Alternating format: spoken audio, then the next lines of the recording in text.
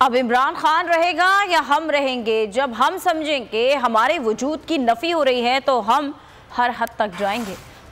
वज़ीर दाखिला राना सनाउल्लाह की खुली धमकी। निजी टीवी को इंटरव्यू में कहा कि इमरान खान ने सियासत को वहाँ खड़ा कर दिया है कि अब दोनों में से एक का वजूद बाकी रहना है, जिसमें ये नहीं सोचा जाता कि ये जमहूरी है और ये गैर जमहूरी, ये उसूली है और ये गैर उसूली।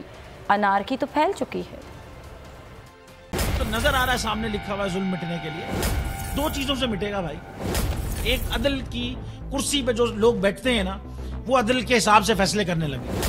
दूसरा, कौम निकल खड़ी हो जुल्म के खिलाफ, तो जुल्म खत्म हो जाएगा। या इन दोनों में से कोई एक चीज हो जाए या दोनों हो जाए।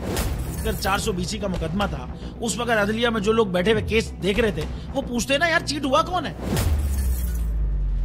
जब उनको दिखता कोई चीट नहीं हुआ, केस खत्म कर देते। तो जालिम जुल्म कर ही नहीं पाता। 9 जजेस ने नोट बिफोर किया मेरे केस को यार, 1.5 साल चला।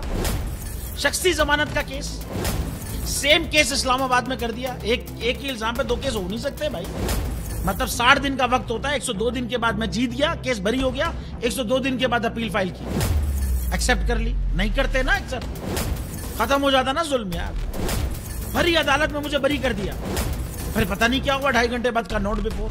मैं नहीं सुनता ये केस, खड़े रहते अपने फैसले पे, मिट जाता जुल्म। अल्लाह ताला ने बिठाया इस कुर्सी, इन कुर्सियों पे इनको यार, ये अल्लाह ताला की तरफ से फैसले करने हैं।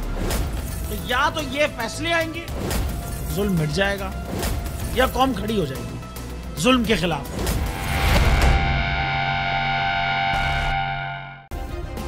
सब्सक्राइब करें और बेल दबाएं ताकि कोई खबर रह न जाए।